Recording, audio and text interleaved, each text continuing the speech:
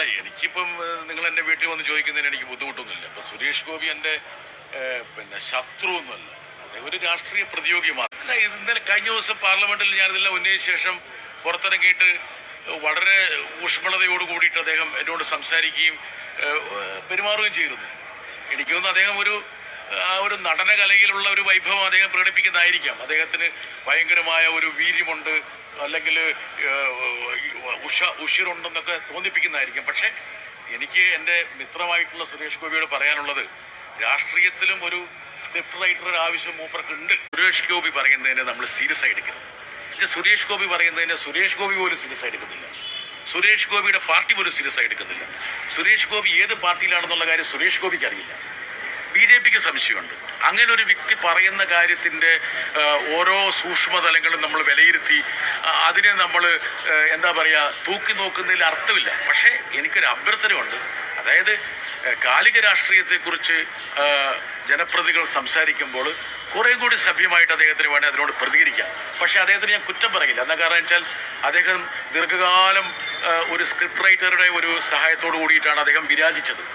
അദ്ദേഹത്തിൻ്റെ സിനിമ നടനെന്നുള്ള പരിവേഷമാണ് അദ്ദേഹത്തെ വിജയിക്കാൻ തന്നെ പ്രേരിപ്പിച്ചത്, അല്ലെങ്കിൽ അതിന് സഹായകരമായത്. ചില ഇമേജസ് നമ്മൾ ഉപയോഗിക്കും സ്വാഭാവികമായിട്ട്. ഇപ്പം 30 വെള്ളിക്കാശിന് ജൂദാസ് ഇട്ടുകൊടുത്ത പോലെ എന്നൊക്കെ പറയാറുണ്ട്. അത് രാഷ്ട്രീയത്തിൻ്റെ ഒരു പ്രയോഗമാണ്.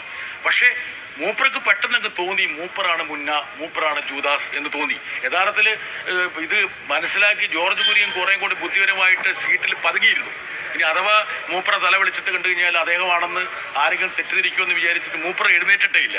സുരേഷ് ഗോപി ഒരു നിഷ്കളങ്കനായതുകൊണ്ട് മൂപ്പർ വിചാരിച്ചത് മൂപ്പറെ കുറിച്ചാണ്, അല്ലെങ്കിൽ മൂപ്പറക്കൊരു തോന്നലുണ്ടായി അദ്ദേഹത്തെക്കുറിച്ചാണ് ഞാൻ പറഞ്ഞതെന്ന് വിചാരിച്ചിട്ട് അദ്ദേഹം എഴുന്നേറ്റു. പ്രതിപക്ഷ നിരയിലെ ആൾക്കാരെല്ലാം പറഞ്ഞു അത് നിങ്ങളെക്കുറിച്ചല്ലല്ലോ പറഞ്ഞു, നിങ്ങളുടെ പേര് പറഞ്ഞിട്ടില്ലല്ലോ. എന്നിട്ടും അദ്ദേഹം ഏതൊക്കെയോ സിനിമകളുടെ പേര് പറയുന്നു, 51 വെട്ടിൻ്റെ കാര്യങ്ങൾ പറയുന്നു. കേരളത്തിൽ ഒരു സിനിമയെ നിരോധിക്കണമെന്ന് ഞാനും പറയില്ല, ഞാൻ പ്രദാനം ചെയ്യുന്ന രാഷ്ട്രീയ പാർട്ടിയും പറയുന്നില്ല.